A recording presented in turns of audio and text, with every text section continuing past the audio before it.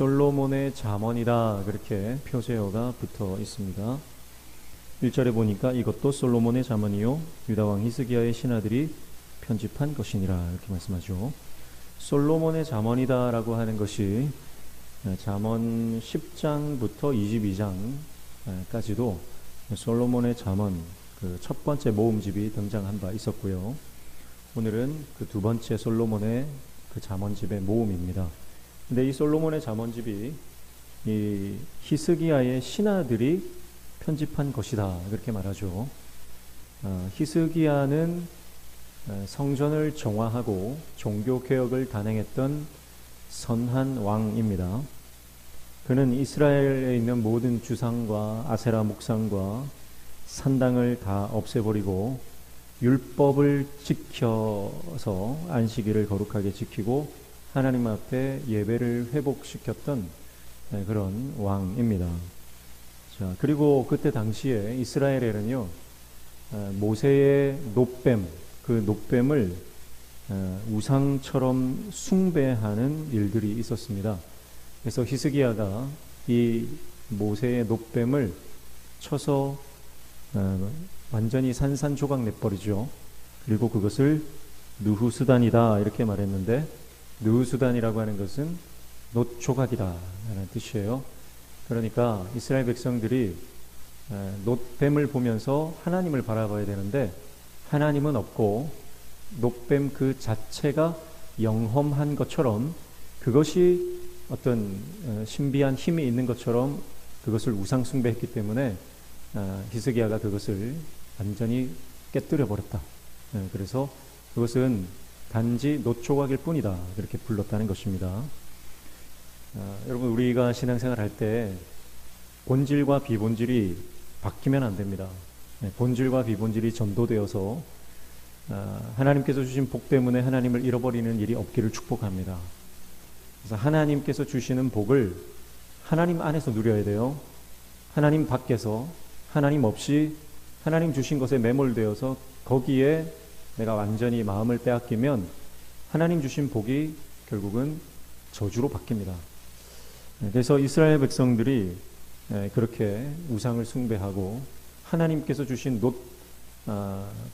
뱀조차도 하나의 우상으로 그렇게 음란하게 섬기던 이스라엘 백성들, 그 시대에 히스기야는 성전을 정화하고 종교개혁을 이끌었던 사람이죠. 그러니까 하나님의 말씀이 소중한 걸 아는 거죠.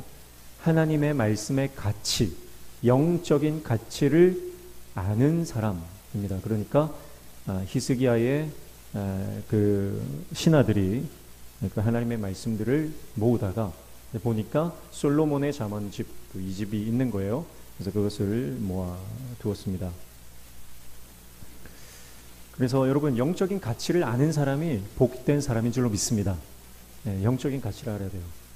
근데 사실 교회를 다니면서도 영적인 것에 대한 전혀 감각이 없고 영적인 것에 대해서 무지한 사람들이 많이 있습니다. 그래서 우리가 이 하나님께서 주시는 이 영적인 것에 대한 사모함이 있어야 돼요. 영에 대한 갈망이 있어야 됩니다. 그래서 우리 안에 성령이 역사하시면 영적인 것에 대한 갈망이 일어나죠.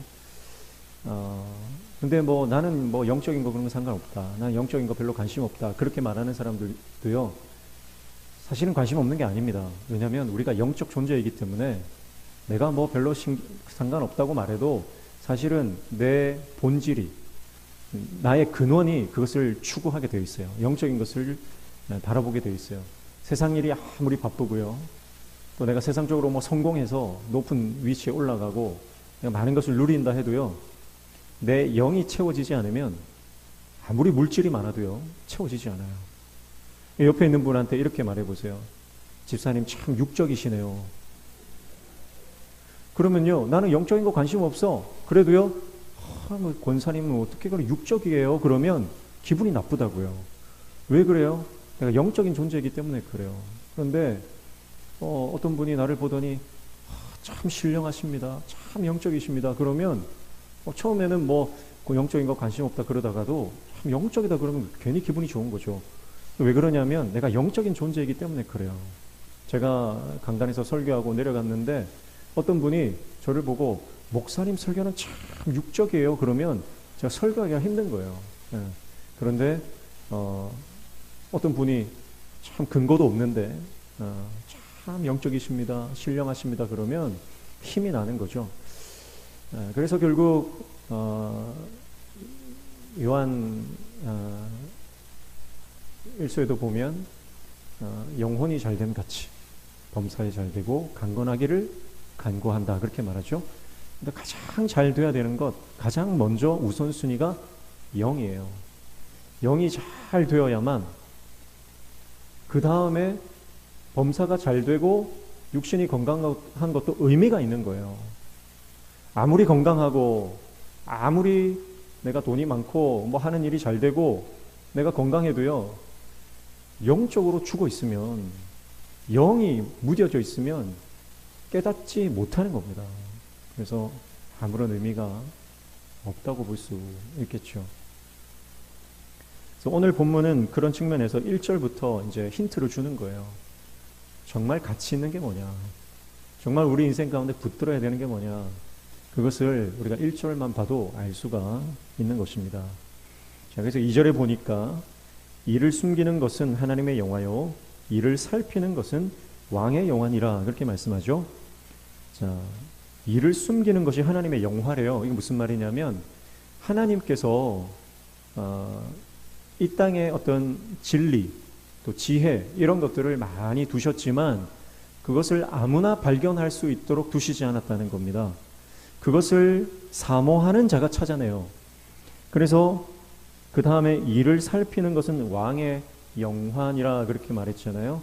그러니까 왕이 해야 되는 본분이 뭐냐? 그것은 하나님께서 숨겨놓으신 지혜와 진리와 보물을 찾아내는 것이 왕의 본분이다라고 하는 겁니다. 그래서 여기서 살핀다라고 하는 것은 탐색하고 수색하고 발견해내는 거죠. 탐험을 떠나는 거예요. 그래서 여러분, 여행도 그렇잖아요. 우리가 어떤 나라에 갔다 그러면 그냥 여행을 가는 사람은 어떻게 됩니까?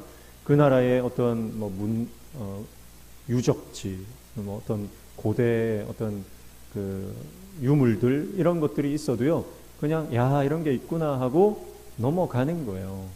그러나 여행을 간 사람이 아니라 탐험을 간 사람은 어떻습니까?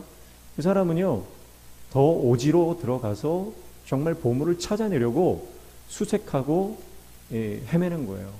그런 것처럼 하나님의 진리, 하나님의 지혜를, 그 가치를 알고 그것을 발견해내는 사람, 그것이 정말 왕의 모습이다 그렇게 말씀하는 겁니다. 여러분, 그게 왕의 영광이에요.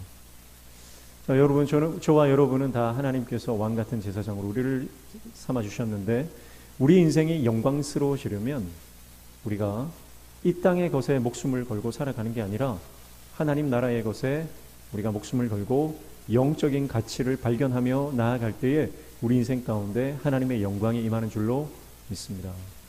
근데 우리가 그것을 깨닫기가 참 힘들어요. 네.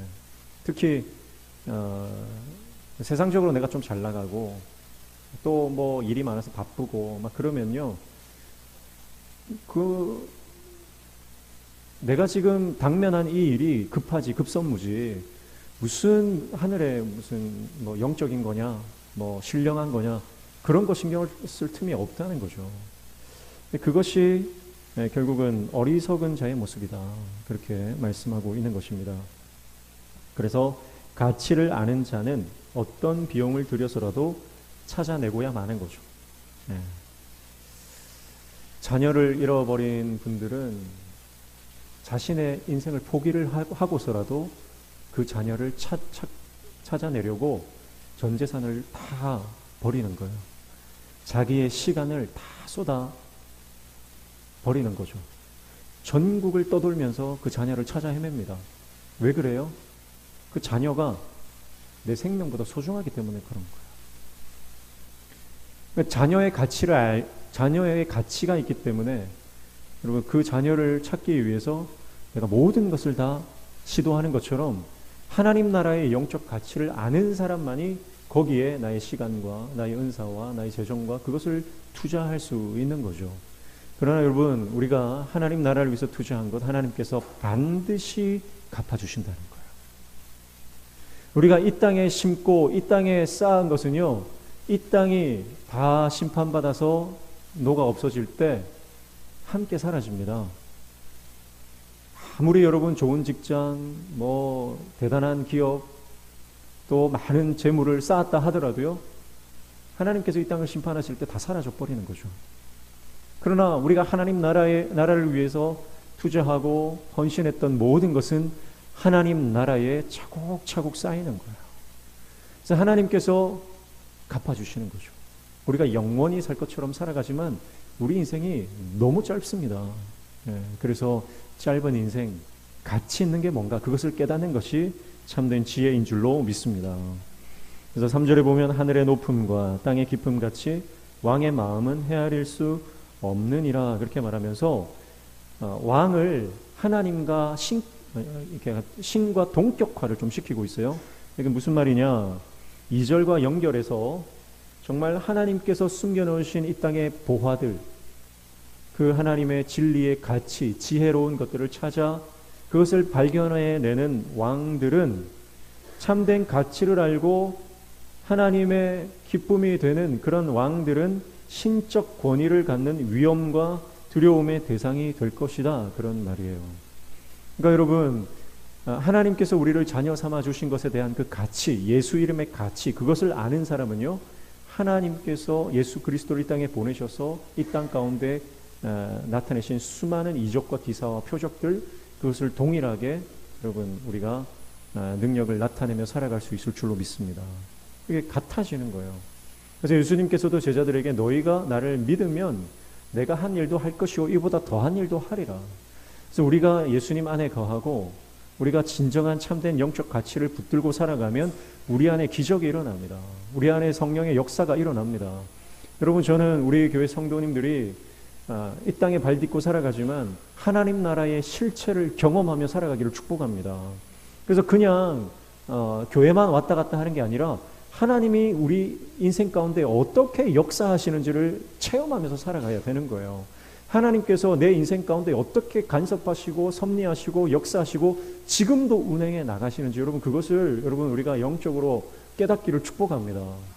그래서 과학자들도 믿는 분들이 있잖아요. 그 믿는 분들은요, 이제 과학자들도 온 우주가 이렇게 돌아가는 이것이 이해가 안 되죠. 왜냐하면 한치의 오차도 없이 지구가 공전과 자전을 하고 지구 주위를 또 달이 돌고 천체가 그렇게 오차 없이 돌아가는 그 장면을 보면서 이거는 우연일 수가 없다는 거예요. 해석이 안 됩니다. 설명이 안 돼요. 그런데 과학자들 중에도 하나님을 믿는 믿음이 있는 분들은요, 이것이 하나님의 우주적인 권능이라고 하는 것을 그들이 믿음의 눈으로 보는 거예요. 그러니까 공부를 하면 할수록 하나님의 위대함이 더 크게 느껴져요. 여러분, 그런데 이 하나님에 대한 지혜 없이 공부를 많이 하면 할수록 교만해지거든요.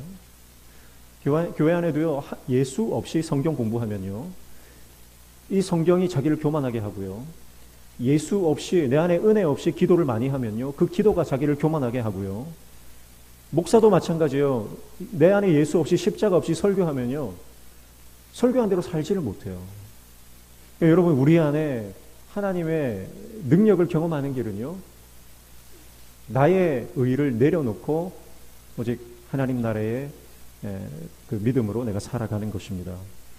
그래서 이 2절과 연결되어서 참된 가치를 알고 살아가는 왕들은 하나님께서 그를 신적인 권위로 끌어올리시겠다. 오늘 저와 여러분이 하나님의 나라의 그 권세를 경험하고 체험하며 그리고 발휘하며 살아가는 하나님의 종들 다 되시기를 축복합니다. 4절에 보니까 은에서 찌꺼기를 제하라 그리하면 장색에 쓸만한 그릇이 나올 것이요 그렇게 말합니다. 찌꺼기라고 하는 것은 불순물이죠. 산화되어서 생긴 불순물들입니다. 은을 재련할 때 걸러내는 것들이죠. 그리고 장색에 쓸만한 그릇이라고 하는 것은 재련이 된 이제 그릇이라는 뜻이에요. 자, 비유를 들었는데요. 그 비유의 해석이 바로 5절에 나옵니다. 왕 앞에서 악한 자를 제하라 그리하면 그의 왕위가 의로 말미암아 견고히 서리라 그렇게 말하죠.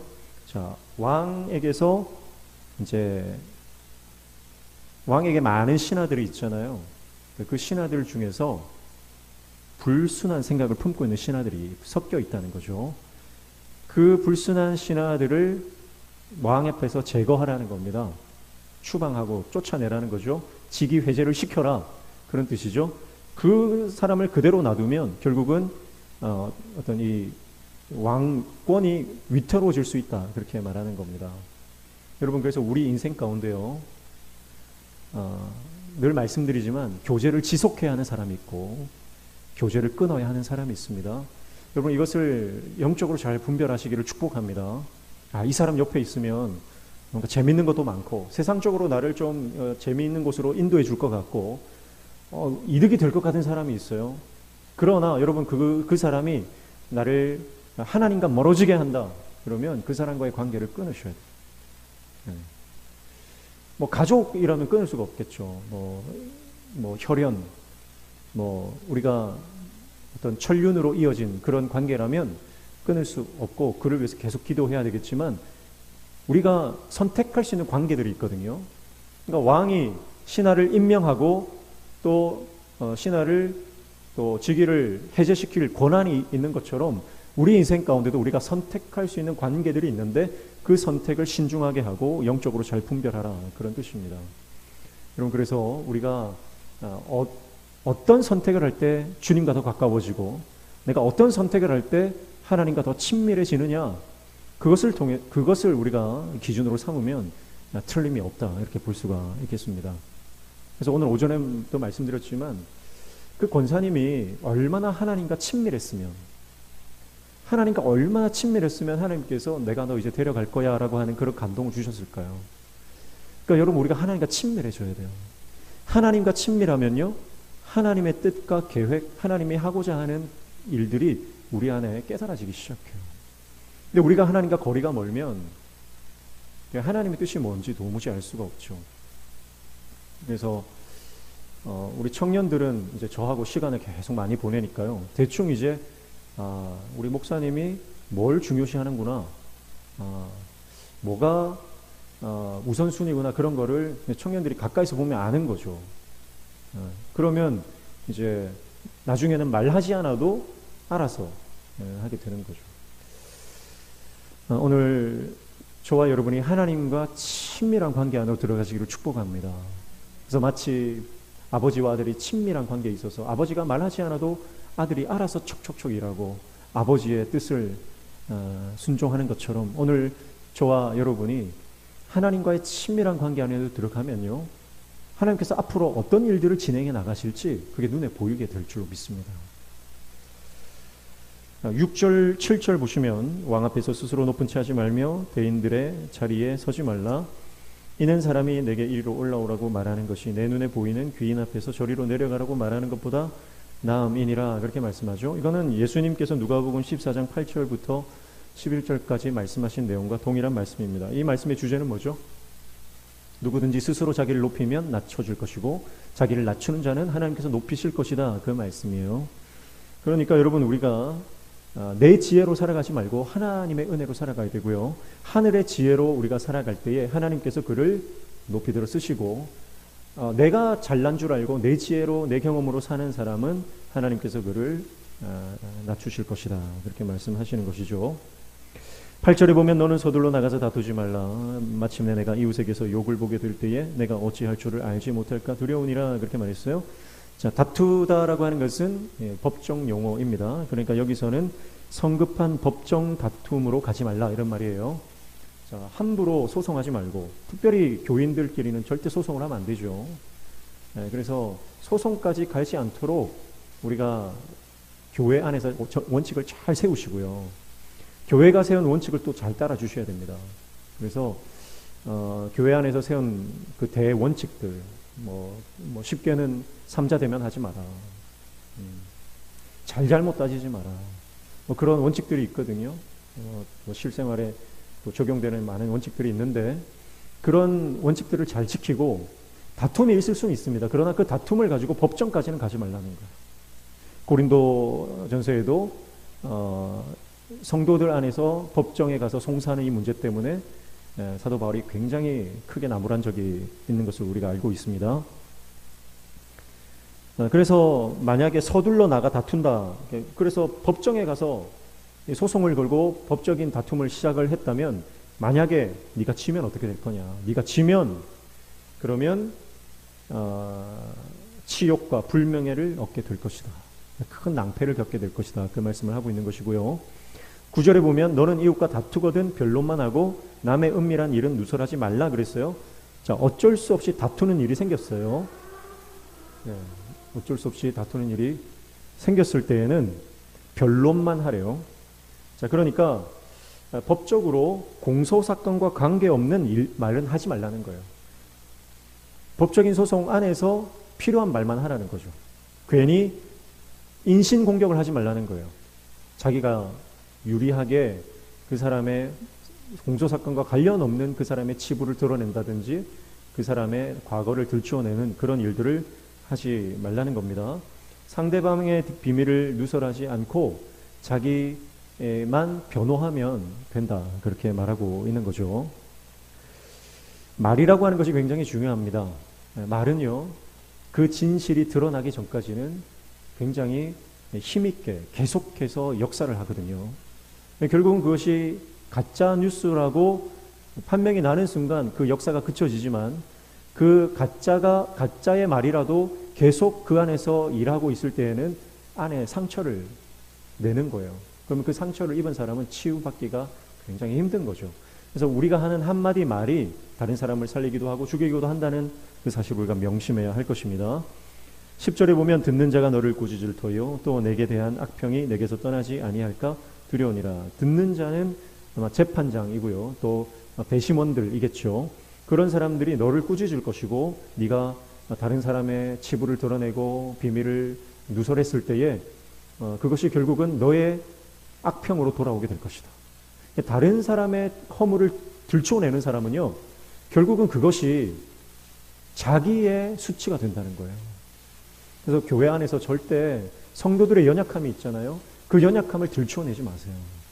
그러면 처음에는 저 사람이 뭐 그런 연약함이 있느냐, 이런 실수를 했느냐, 그러면서 동조하는 것 같지만 돌아서서는 말한 그 사람을 싫어합니다. 다른 사람의 그 잘못을 전해준 그 사람을 사실은 더 경계하게 되어 있어요. 그 말씀에도요, 사단은 참소하는 자다. 누군가의 잘못을 일러 바치는 자. 그게 사단이거든요.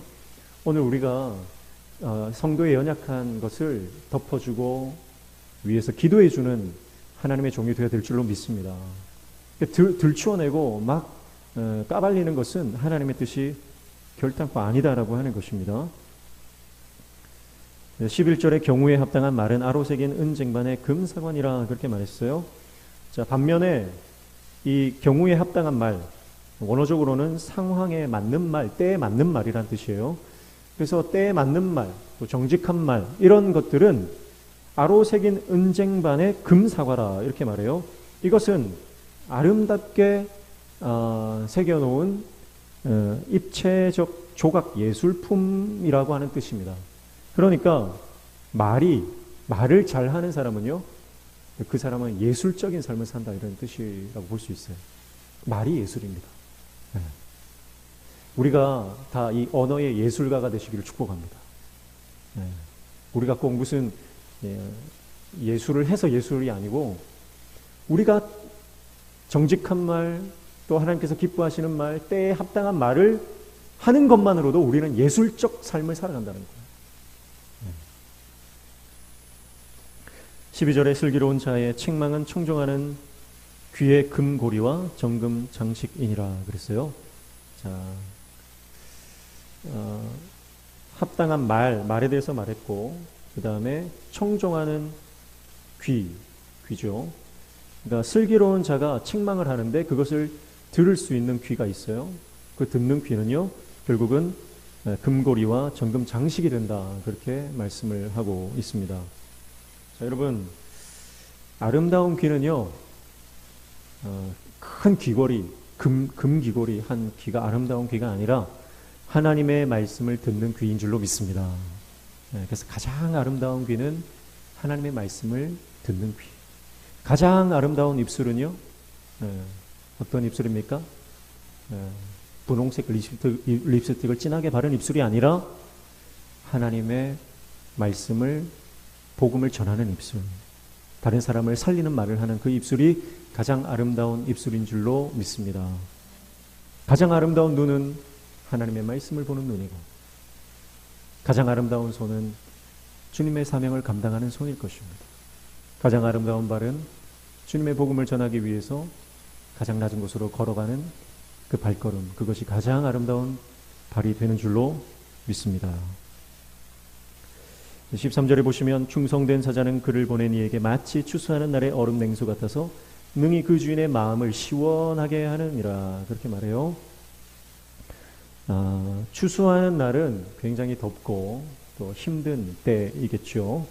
그런데 충성된 사자가, 심부름꾼이에요, 얼음 냉수를 가져왔어요. 얼음 냉수라고 하는 것은 원어적으로 보면 차가운 눈, 차가운 눈이에요. 눈. 얼음물을 가져왔다는 거죠. 그러니까 시원한, 그때 당시에 얼음이 없는데 이제 헐몬산이라든지 레바논산 이런 데는 이제 만년설이 있지 않습니까? 그런 데서 눈을 가져와 가지고 시원하게 한 물을 주인에게 갖다 주면 그 주인의 마음이 시원하게 된다고 했는데요. 주인의 마음이 시원하게 된다는 것은 원어적으로 보면 주인의 마음이 치유된다, 회복된다, 그런 뜻이에요. 그러니까 여러분, 앞서도 말했지만 꼭 필요한 때에 맞는 말이, 여러분, 그것이 예술과 같다, 그렇게 말했잖아요. 마찬가지로 꼭 필요한 행동을 하는 그것이, 지금 상황에 맞는 하나님께서 기뻐하시는 행동을 하는 것이 사람들을 살린다는 거죠. 회복시킨다는 거죠. 그래서 성경은 계속해서 말하는 게 때에 대해서 말하는 겁니다. 지금이 무슨 때인가, 무엇을 해야 될 때인가. 오늘 저와 여러분이 그 하나님의 때를 잘 분별할 수 있는 하나님의 종 되시기를 축복합니다. 14절에 선물한다고 거짓 자랑하는 자는 비 없는 구름과 바람 같으니라, 그렇게 말씀하죠. 선물한다고 거짓 자랑한다, 이것은요, 선물을 받지도 않았는데 받은 것처럼 말한다든지, 아니면 선물을 주지도 않을 거면서 줄 것처럼 얘기한다든지, 그런 사람이에요. 자, 그런 사람은 이제 결국은 비 없는 구름 또 바람과 같다, 이렇게 말하는데요. 그러니까 이것은 가식적이고 허식인, 허무한 인생이다, 그렇게 말씀하고 있는 것입니다. 여러분, 우리가 껍데기만 그리스도인이 되어서는 안 됩니다. 껍데기만 그리스도인이 되어서는 안 돼요. 우리가 진짜 그리스도인이 되어야 됩니다. 과학자들은요, 우리가 유사과학 이런 거 쓰잖아요. 관상은 과학입니까, 아닙니까? 관상이지 사이언스 하면서 관상은 과학이다, 이런 분들이 많은데, 근데 유사과학이죠. 과학이 아닙니다. 통계학처럼 보이지만 관상은 과학이 아니에요. 그런데요, 진짜 과학에 대한 자부심을 가진 사람들은요, 유사과학이라는 말을 쓰는 것을 굉장히 싫어하더라고요. 그게 왜 유사과학이냐? 유사과학이라고 하는 것은 이것이 조금만 더 연구하면 과학이 될 수 있다라고 하는 의미를 포함한대요. 그러니까 유사과학이 아니다, 그건 가짜다, 가짜과학이다, 그렇게 말해야 된다, 그렇게 하더라고요. 그러니까 과학에 대한 자부심이 있는 과학자들이 그렇게 말한다면, 여러분, 우리가 복음에 대한 자부심을 가지고 있는 그리스도인이라면 우리가 유사 그리스도인으로 살아가서는 안 되는 것 아닙니까? 겉모양만 그럴듯하고 껍데기만 그리스도인인 척 살아가서는 안 되는 거죠. 줄 선물도 없는데, 내 안에 예수 그리스도가 없는데, 여러분, 예수 그리스도가 있는 것처럼, 내 안에 능력이 있는 것처럼 경건의 능력은 없이 경건의 모양만을 갖추고 그렇게 믿는 척하면서 살아가는 그런 인생은 가짜일 수밖에 없다. 그래서 여기에서 비 없는 구름, 비 없는 바람, 이것은 허무한 삶이다, 이런 뜻이에요. 허무한 삶이다. 여러분, 오늘 저와 여러분이 우리 안에 진정한 복음의 능력을 소유한 하나님의 사람들 다 되시기를 축복합니다. 그래서 우리 안에 이 복음의 능력이 있어야 됩니다. 교회를 다니면서 복음이 뭔지도 모르고, 복음이 나와 무슨 상관이 있는지도 모르고, 이 복음이 어떤 능력이 우리 삶에 있는지 모르고 그 모른 채 그냥 교회만 왔다 갔다 하면요, 비 없는 구름이에요. 껍데기일 뿐인 거예요. 여러분, 우리가 가는 곳마다 은혜의 비를 내릴 수 있는 잔뜩 비를 머금은 하나님의 종 되시기를 축복합니다. 그래서 추수날의 얼음 냉수는요, 주인의 마음을 시원하게 한다. 주인을 살린다 이 말이에요. 살린다. 여러분, 오늘 우리 안에 복음의 능력을 소유하고 이 은혜의 비를 머금고 있으면 우리가 가는 곳마다 영혼이 살아나는 역사가 일어나게 될 줄로 믿습니다. 근데 이미 내가 죽어 있는데요. 내가 죽어 있는데, 내가 복음이 뭔지 모르고 내가 복음의 능력을 경험하지 못하는데 누가 누구를 살립니까? 하나님께서 예수님을 통해서 우리에게 마지막 지상명령으로 주신 게 뭡니까? 제자 삼으라는 거거든요. 복음을 전하라는 거거든요. 말씀을 전하라는 거거든요. 때를 얻든지 못 얻든지 말씀을 전하는 것, 그것이 우리의 사명일진데, 여러분, 오늘 저와 여러분이 세상에 취하고 세상에 매몰되어서 하나님의 사명을 잃어버린 채 그저 비 없는 구름처럼 그냥 떠다니는, 왔다 갔다 하는 그런 인생이 아니라 정말 진정한 능력을 소유하여 가는 곳마다 은혜의 빗줄기, 은혜의 담비를 뿌려댈 수 있는 하나님의 종 되시기를 축복합니다. 그래서 오늘 본문은요, 결국 우리 인생에 정말 가치 있는 것이 무엇인가, 그것을 분별하고 그 영적인 가치를 위해서 우리가 살아가야 한다. 그러기 위해서 여러분, 우리가 예수 그리스도를 내 삶의 주인으로 모셔야 되고요, 예수 그리스도가 내 삶의 주인이 되실 때에 성령께서 역사하셔서 우리가 진정한 그리스도인으로 살아가게 되는 줄로 믿습니다. 오늘 하나님의 능력은 오늘날도 많이 나타납니다. 하나님의 능력은 오늘날도 많이 나타나요. 곳곳에서 하나님의 사람들이 하나님의 역사를 일으키고 하나님의 그 역사를 많은 사람들이 목도하게 만들죠. 오늘 저와 여러분이, 우리 교회가 이 영도 땅과 이 부산 땅에 그렇게 하나님의 살아계심을 선포하고 드러내고 자랑하고 간증하는 우리 교회 되기를 축복합니다. 그래서 우리 안에 그런 복음의 능력을 경험하고 하나님 앞에 예배하는 진정한 예배자 한 사람이 등장하는 순간 여러분, 영적인 판도가 뒤집어집니다. 오늘 저와 여러분이 그 주인공 되시기를 축복합니다. 세상은 이제 끝났다. 이제 끝났다. 그만 포기해라. 끊임없이 악한 원수들은 그렇게 말해요. 그러나 하나님 안에 끝은 없습니다. 하나님 안에 있으면 언제나 새롭게 시작할 수 있습니다. 그래서 주님 안에서 다시 꿈꾸시고 다시 도전하시고 영적으로 돌파하시고 하나님께서 주시는 놀라운 이 성령의 능력을 경험하며 하나님의 나라를 살아가는, 하나님의 실체를 살아가는 저와 여러분 되시기를 축복합니다. 함께 찬양하겠습니다.